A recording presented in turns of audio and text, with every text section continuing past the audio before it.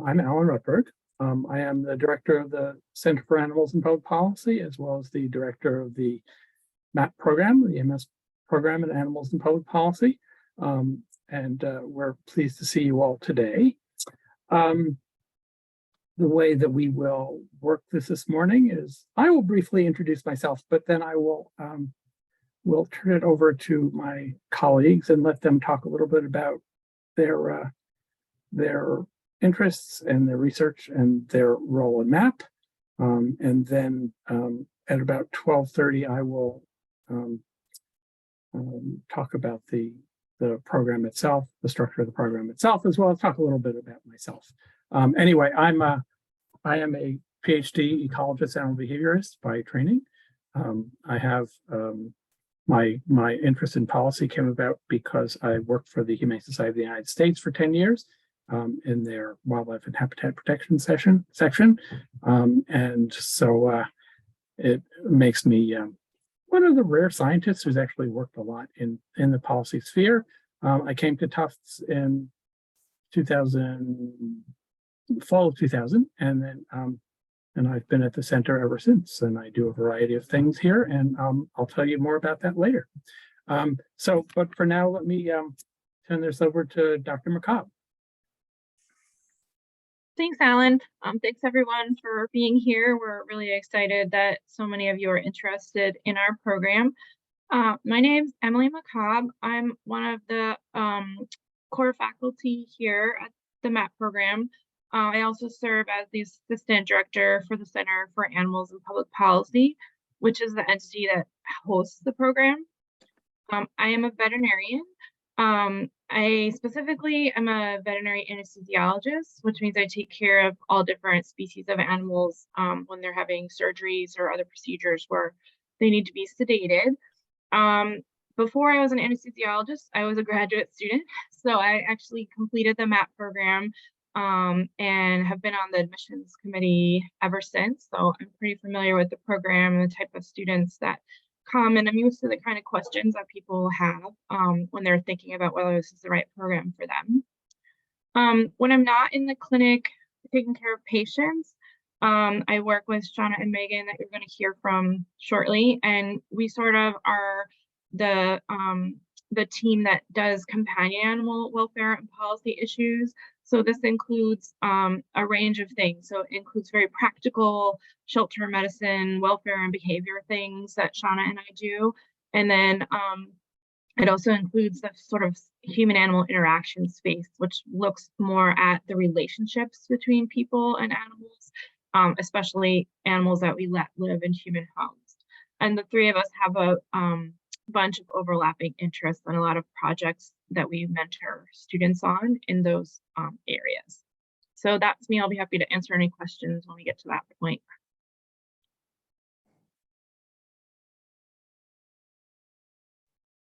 Megan? Hi, everyone. My name is Megan Mueller. It's great to see all of you. And as Dr. McCobb said, that we have so many folks interested in the program.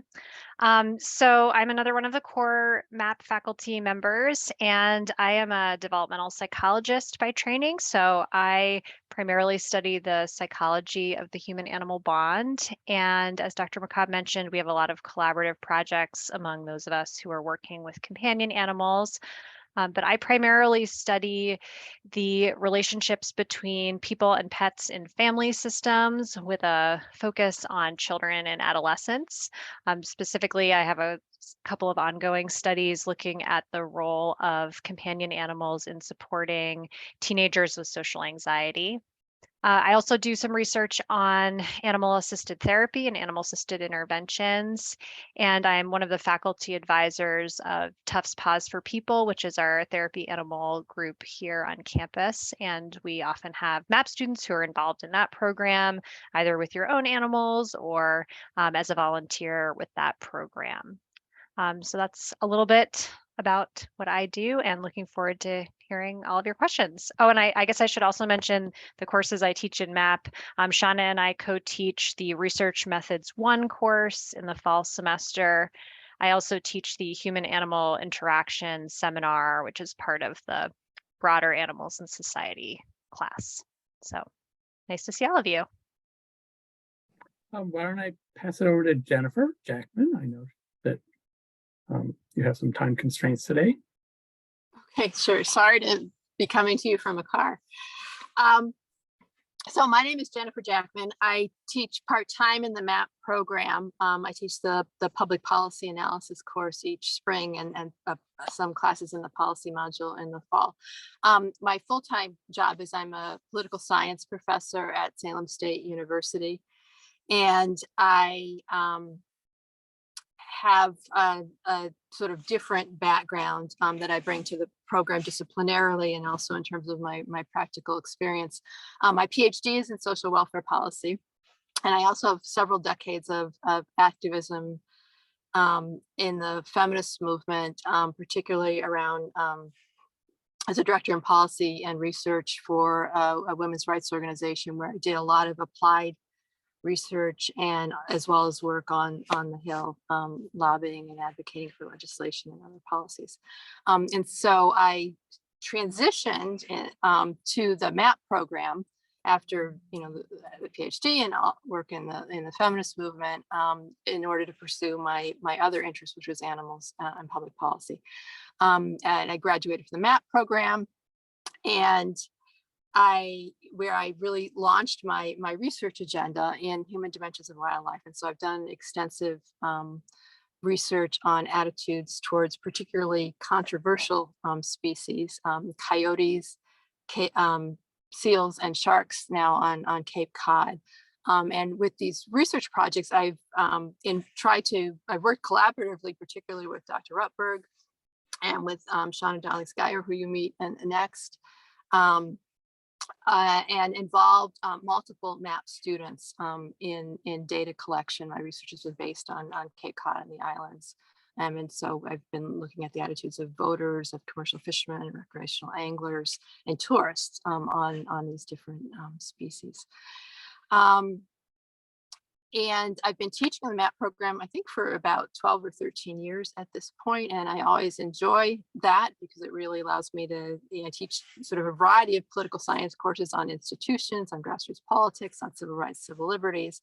But working at in the MAPP program for each semester allows me to dive deep into my love of animals and love of animals and public policy and love of working with students that share those interests. So I fully enjoy teaching in the program, and I hope to see some of you in that arena.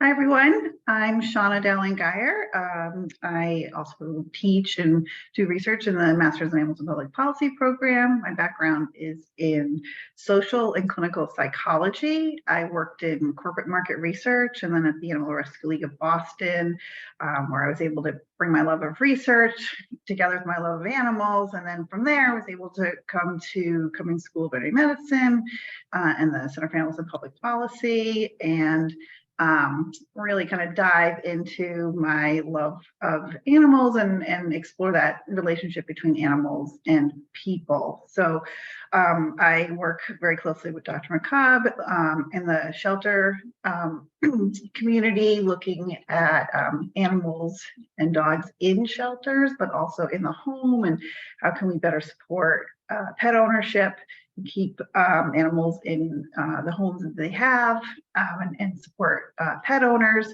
Also working with Dr. Mueller on looking at the relationship between pets and people. I'm particularly interested in behavior. And so, what are the behaviors that people see? What are behaviors that they react to? How do they see that? What are the behaviors the animals are doing?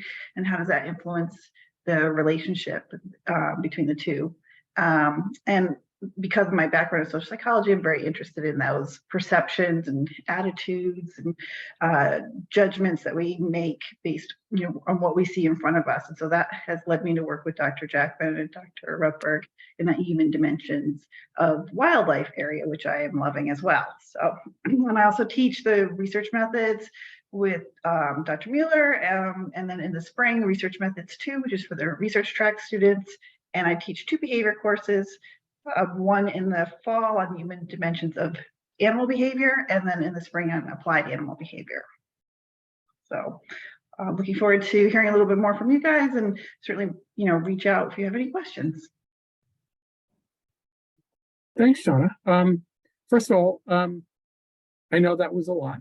There's a bunch of us here. So are there any questions about our research or our roles in the center from the attendees?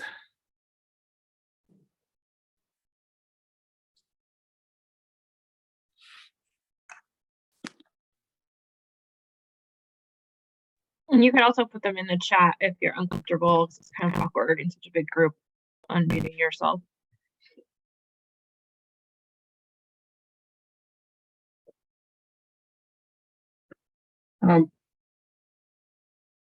Maybe in the meantime, we can sort of talk a little bit about the student projects that you are mentoring or have mentored recently. Again, Emily, do you want to start? Sure, sorry. So in the program, we engage with the students in a couple of different ways. So during the school year, they might be involved in different, electives where they might be doing activities and projects. But most students either end up doing an externship where we place them somewhere, or a research project. So whether it's an externship based project or a research project, there's a lot of things that we do that kind of allow the students to really explore an area that they're passionate about. And we try as much as possible to involve them in things that we're working on already. So my area of interest is in community medicine, and in particular, we've been working on the problem of access to veterinary care. And so a lot of MAPP programs have been involved in that area, collecting data. A lot of what we do also is looking at the impacts of our program upon either different stakeholders like the community members or the animals themselves, or sometimes it's even the students themselves. So if we're designing curriculum to make veterinarians better able to meet the needs of community members, and we want to sort of make sure that that's actually working. So we've involved a lot of students in those type of projects. We're just starting a new area where we're looking at the welfare of breeding dogs in the community. And so, sort of historically, there's a lot of tension between those of us that are in kind of the shelter rescue side, where a lot of times breeding is sort of framed as the enemy. And it's a good example because in the program, we talk a lot about framing and how, people sort of put themselves into these different camps, and it sort of impacts your opinion. But we're potentially moving into an era where we're actually going to need more dogs. And so if we restrict people's ability to have their dog or dogs in the community reproducing, we actually are not having enough dogs for people that want to adopt them, which seems insane because I've spent most of my career battling the fact that we had too many dogs and we didn't want them to be dying in shelters. So the idea is that what is an ethical source of new pets, especially dogs for community members? And, maybe there are dogs in the community that live in loving families. And if they had puppies, those puppies would go also on to live in loving families. And maybe rather than sort of shutting that conversation down, maybe it should be more of a dialogue around getting resources to families, because people are going to get new dogs. And if we don't have local animals available, it kind of increases the chance that they'll go to puppy mills or other type of places like that. So it's a super, super complicated issue, but it's just an example of sort of taking a problem and flipping it on its head and looking at it in a new way, which is something that our students often do.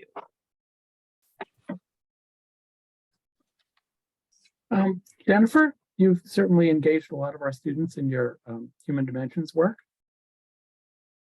Yeah, sure. I've had students work with me during the summer and do their externships with me on the research project, where they have played really an integral role in helping to collect data, helping with everything from development of surveys to administration of surveys by mail to administering surveys in person for the earlier Nantucket study,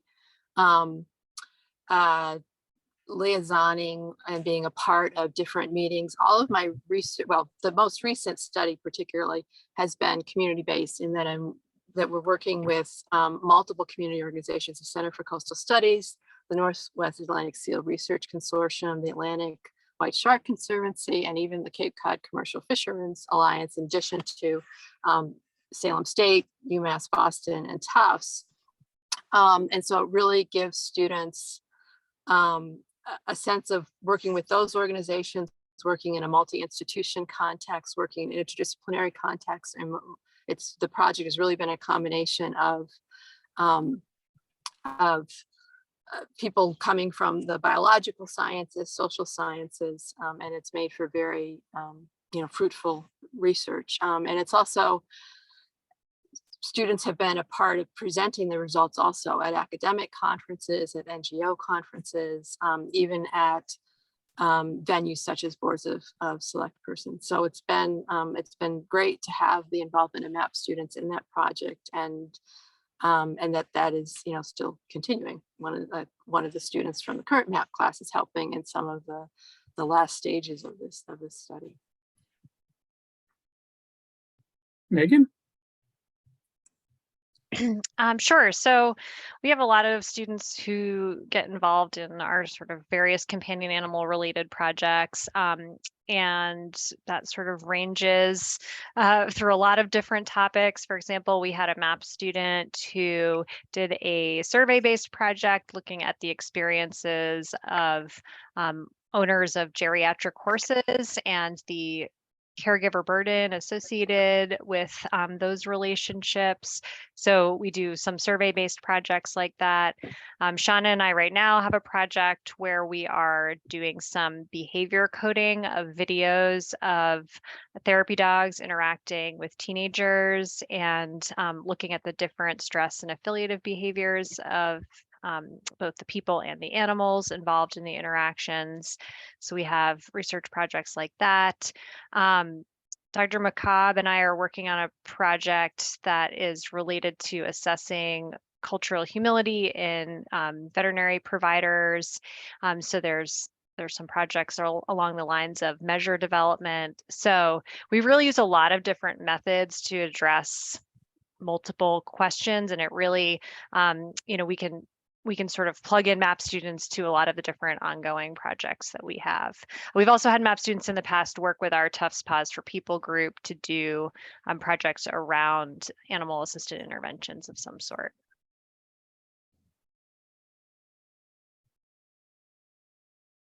Shauna? I was like, oh, it's me.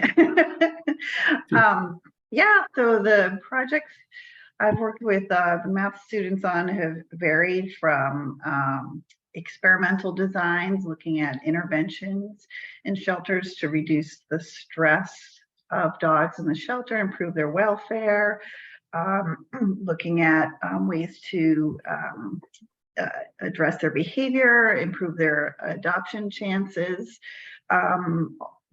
using survey methods to survey adopters and find out how things are going and what are things they're struggling with, what do they need help with, what are they, how's it, finding different behavior challenges, questions they have, and the outcomes for the dogs in the home, surveys of people working in shelters to find out what their struggles are, what do they need help with, what do they see, what are resources, what do they think the owners in their community need help with. Dr. McCobb and I have a multiple part series of studies using survey methodologies to look at the transport of adoptable dogs across the country, and looking from both the sending and receiving organizations' perspectives to find out where things sync up well and maybe where we have a disconnect and areas for improvement. Also, I've had a student, we're finishing up a project where she was interested in people's perceptions of a dog bite scenario. It was a fake dog bite scenario, but we varied the breed of the dog. And then looked at, how did that influence people's perceptions and what were the assumptions they made, and was that mediated by their past experience with dogs or certain breeds or something like that. Also have worked with a student who was interested in the effects of setting up for adoption photos for adoption sites, looking at the effects of adding, say, a bow tie or a toy or a bed to the picture with cats to see, does that improve people's interests? So kind of getting at that, what helps, what affects or influences people's perceptions of the animals in the photos.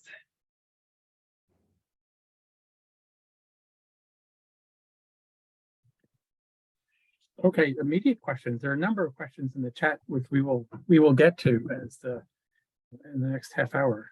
But are there any, before I let the rest of our faculty go, are there other specific questions for these folks? You can either unmute yourself or put another question in the chat.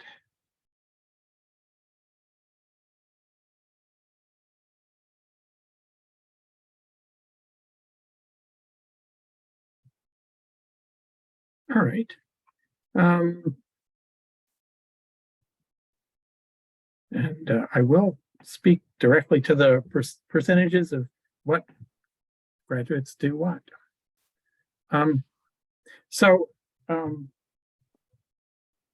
Alan Rutberg. I've been at the center for a long time. My main interests are in urban wildlife and in wild horse management. And both of those are mediated through research that I've done over the past, 30 years, looking at contraception as a way of managing wildlife populations non-lethally, and integrating that into strategies for mitigating conflicts between wildlife and people. So I have had some students work on those projects.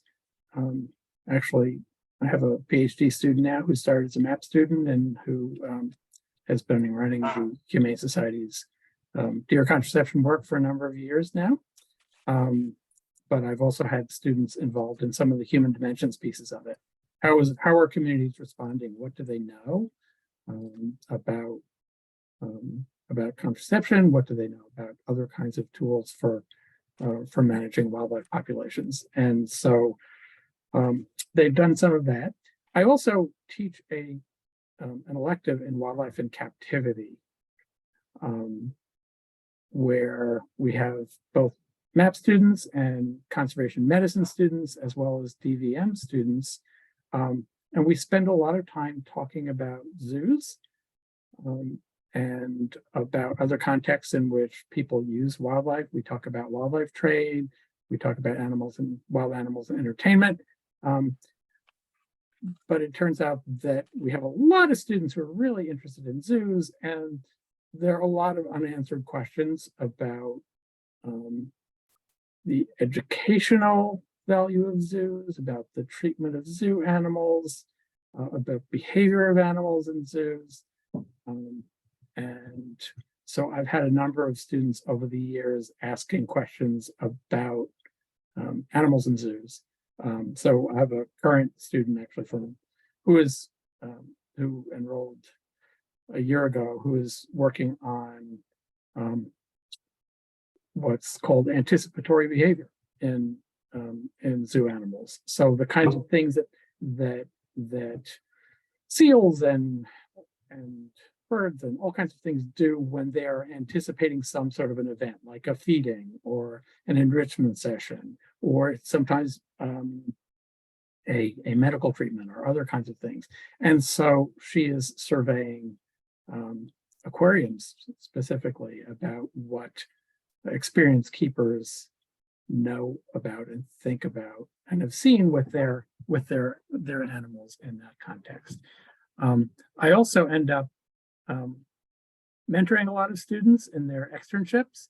A number of them have done zoo-related externships, but I've also mentored students involved in advocacy work with Animal Welfare Institute and Wild Earth Guardians and other places that are doing they're doing some wildlife related stuff and other advocacy work.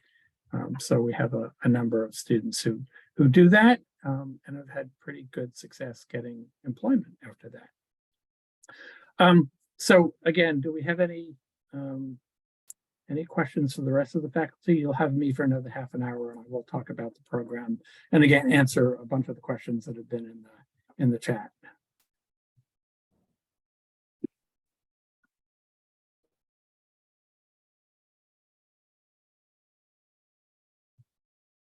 Okay, well, if the rest of the faculty wants to hang on, they can, or they can go on to the rest of their days. So thank you all for attending and for contributing.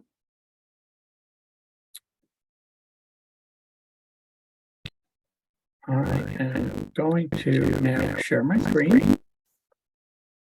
Make sure I get the right one. Hold on.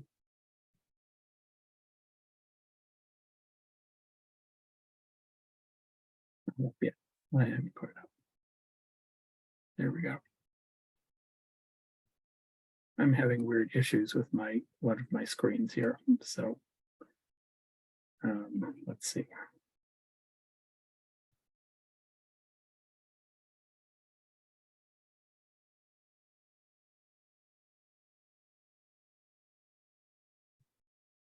There we go.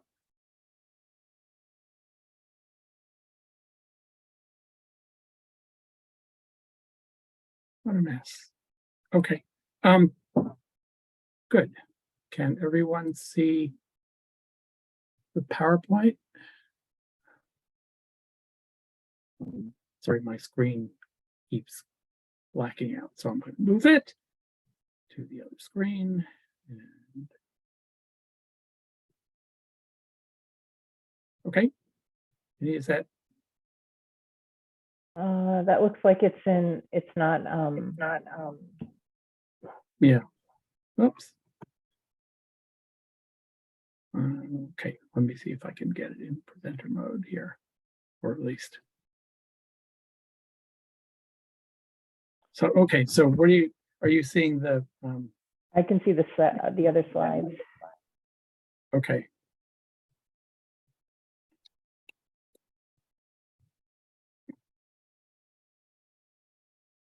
Let me try the other one.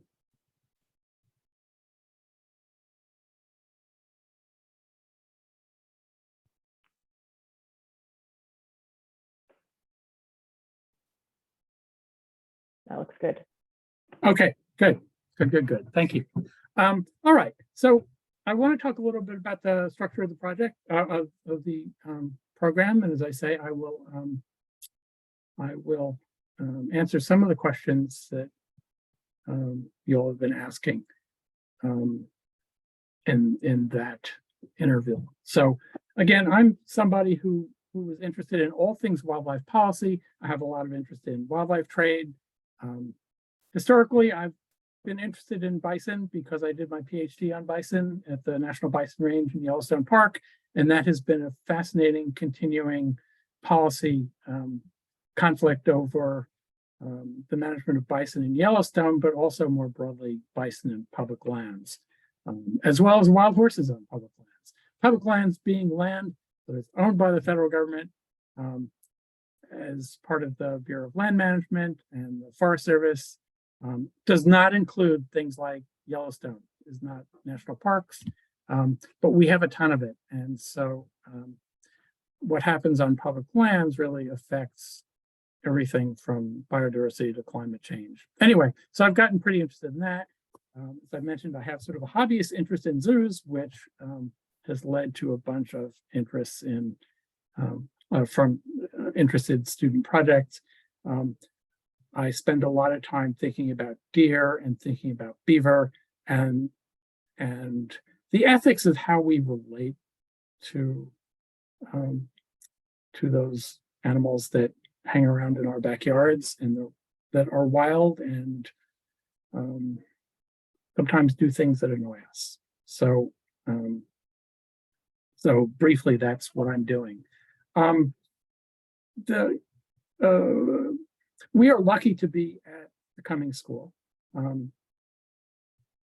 because we are in a larger unit where everyone cares about animals. There's nothing weird about caring about animals, which there might be in the context of other schools or other universities.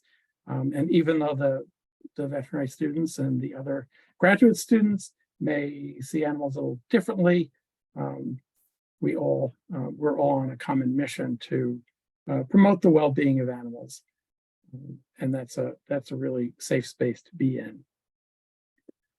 Our own mission in the center, the Cummings School is now about 40 years old, and the center was founded shortly after the founding of the vet school, and so it's always been an integral part of what the vet school is and what the vet school and the vet school's identity. And so what we do within the vet school is we educate DVM students as well as graduate students and get them thinking and provide a safe space to discuss these really controversial issues about animals, and many of which affect the veterinary profession. And the research program that's followed by the Dr. McCobb and Seana and Dr. Mueller are very much integrated into the things that the vet school does. So discussions about breeding and discussions about accessible care for some of our local communities is centered in the vet school and centered at the center, but is linked to all the other things that we do here at the vet school. So our work is based on the idea that animal well-being matters, right? So it's important that we take care of our animals and that we respect their lives. Animal and human well-being are linked, both in the sense of the animals that we have in our homes, but also more generally in the larger One Health sphere, that that human diseases and animal diseases and environmental health, this sort of larger One Health concept is really important, and it's central to the whole vet school as well as to our program and to the other graduate programs, the conservation medicine and infectious disease and global health programs. And we assume that both animal and human well-being are improved or can be improved through better understanding of our relationships. Again, both in terms of human-animal interactions as we define that, but also in terms of the links, the health links. What are you seeing? I keep changing my. Are you I'm still just seeing seeing the the first main slide? slide still, just the Oh, first slide. The main okay. slide, yes. All right. So I've been advancing slides on one screen, but your screen hasn't been advancing. I'm sorry. So anyway, those are my creatures. I want to dwell on that for just a little bit so you can more pictures. This is our view of what we do here and what we do at the center in particular. Okay, so within the Cummings School, we provide students and faculty with the opportunities to discuss human-animal relationships, public policy implications that affect animals, and the different ways that people value animals. Again, people who come to the program come with different ideas about how people and animals should get along, how we should think about them, how we should treat them, again, everyone is interested in animals and everyone values animals, but there's a wide range of views and attitudes and behaviors that among people that all fall under that umbrella. Okay, so we've been thinking a lot in terms of our own areas of focus. And so when we think about and talk about the categories that our faculty talked about in the first half hour, we think broadly about human-animal relationships. And narrowly speaking, human-animal interactions, animal-assisted interventions, human-animal bond, and the psychology of pet ownership, which is something that's covered primarily by Dr. Mueller, but also involves others of us in different fashions. Seana and Megan especially, or Seana and Dr. Mueller or Dr. McCobb are both heavily interested in issues of companion animal welfare and behavior. How do we make life better for pets? How do we assist? How do we inform animal shelter policy in ways that can help them improve the lives of animals while they're in there, but also help get animals into good homes and applied animal behavior. My realm and Dr. Jackman's realm are really lie with human-wildlife interactions, the ways in which wildlife come into conflict with people. And we think about it not just in terms of how wildlife populations affect people, our economic interests, our interest in gardens, our ecological interests, but also how do people affect wildlife? And how do human activities affect about the lives of animals that we interact with? When we build fences to keep deer or raccoons or woodchucks out of our gardens and our properties, what do they do to adjust? How do they adjust to our presence? And that, of course, overlaps a little bit with some of the animal behavior work that Seana is thinking about. I'm also more broadly interested in the policy and ethics of managing wildlife and of the land that they occupy. So you can't really separate wildlife or other animals from their habitat and the quality of their lives, biodiversity, the sort of larger environmental questions that people raise are crucial for how we think about animals, how animals should live and how we should treat them. And we're also very interested because we're a vet school and we have animal research here and we have farm animal practice here. We think a lot about lab and farm animal welfare, regulation of animals in research, and food animal policy. And this is sort of a growing area for us. You'll hear from Dr. Lee Parrots in class time about some of the aspects of animal research and how it's regulated in the class session.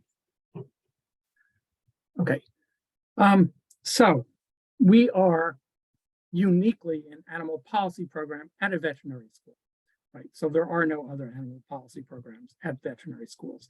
And so policy is sometimes defined narrowly as things that government does, but the fact is government actually doesn't do that much with respect to animals, except for wildlife, for interesting reasons, for politically interesting reasons.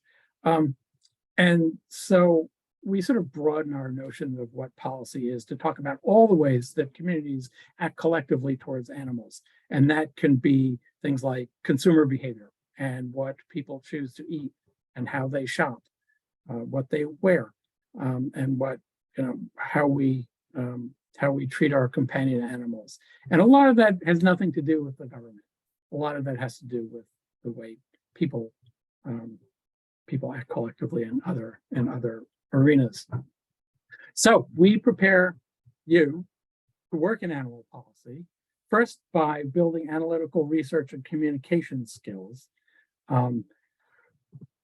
And we do that in the research methods class, and I do it in the communications class, where we want to go beyond academic communication and talk about how to communicate with policymakers and the public, and to change or influence people to behave in ways that are animal friendly. We expose you to a wide range of animal issues, and that includes wildlife, my area of interest, companion animals, research animals, as well as farm animals. We're quite aware that farm animals issues are huge, both in terms of thinking about the welfare, narrowly thinking about the welfare of animals who are raised for food, but also some of the human dimensions of the food system, the environmental issues that are raised by the food system, effects on climate change, which are quite vast. And so there's quite a bit of interest in those kinds of fields. And we will introduce you to all of them. And you can pursue particular interests in the context of the program, as well as seeing all of them. Let me go back one there. The other piece of it is that because all of you have different views about animals, and your views of animals are much narrower than those experienced by the American public and those shown by the rest of the world, it's really important that our students can understand and be fair about thinking of many different viewpoints on a different issue. And we make you do that in various ways, but we also encourage you to do that. Our view is that you don't make progress without understanding where other stakeholders are coming from. And so that's a really essential piece of the program. So with respect to the curriculum, we have a core curriculum and that everybody takes. There are two tracks, which we've started to talk about a little bit, a research track or an applied track that you will choose between at the end of first semester. The fall curriculum is essentially identical for both tracks. You make the choice of tracks at the end of fall semester, and depending on which track you choose, you're either going to do a capstone research project, an independent research project in the research track, or an externship in the applied track. And then there's a bunch of electives that we'll talk about as well. As Dr. McCobb said, we like it when your capstone research project fits well into what we already do, but we are obviously open to all kinds of ideas and projects and things that you might find interesting that we're not directly working on. Okay, everybody does this. We have the core curriculum. Animals and Society is our flagship course that runs both semesters. So it's our introduction to policy and animal issues, including all the ones that I listed before: wildlife, companion animals, research animals, and farm animals. Dr. Mueller also has affiliated with that. There's a human-animal interaction seminar that everyone does. Research methods 1, everybody does. And again, Dr. Mueller and Seana teach those two. Those are both qualitative and quantitative research skills. Everyone takes statistics 1, unless you come with a really sophisticated statistics background. We do let people place out, but not very often. 1 semester of statistics is generally not enough. We've found that more is generally needed. And Dr. Jackman does the public policy analysis course. So everybody takes all of these courses. The research track. They say if you want to do the research track, we have a fairly simple application process at the end of fall semester, but generally it requires you to find yourself a mentor and agree on at least a research area and before you get to do the research track. So in the research track, everybody has the core curriculum. Plus, we have a statistics 2 class, an intermediate statistics 2 class in the spring.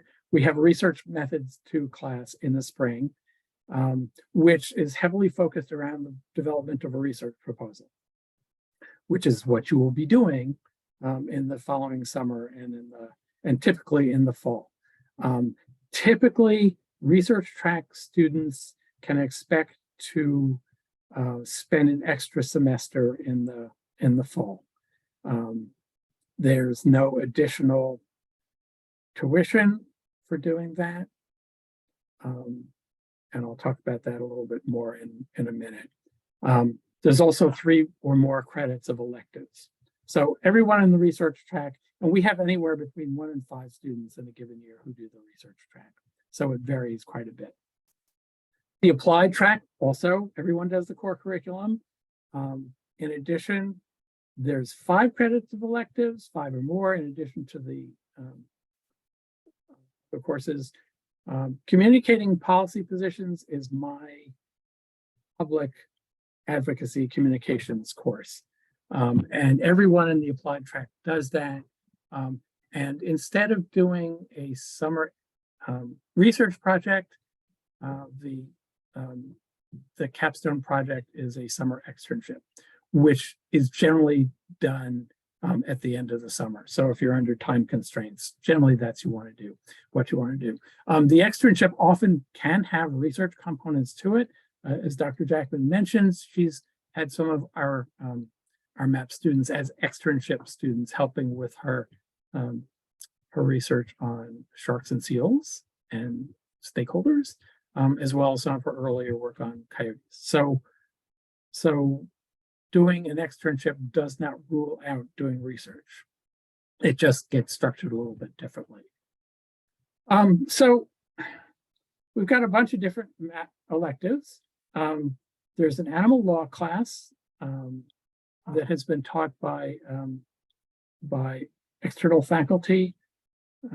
We had Ann Linder, who is a MAPP grad and Stanford Law graduate who's affiliated with Harvard Law School right now, co-teach it with Martha Grace, who is a retired judge from the Massachusetts juvenile court system. But we give that every year, and people really like it. I teach a wildlife in captivity class, which, as I mentioned, looks heavily at zoo animals, but also looks at wildlife trade and game ranches and trophy hunting and all kinds of ways in which we use or commodify animals in captivity in various ways. Dr. McCobb does an animal welfare science class. Seana does 2 animal behavior classes, which she mentioned. One, the animal behavior and human activity class, or human dimensions of animal behavior, and an applied animal behavior class in spring. Plus, Dr. McCobb oversees a lot of community and service-based electives, and those sort of got quiet during the pandemic, but they've really restored quite a bit. So you can get involved with her community cat clinic on campus, as well as an animal shelter visitation clinic and other things that may come up. So there are lots of opportunities for electives.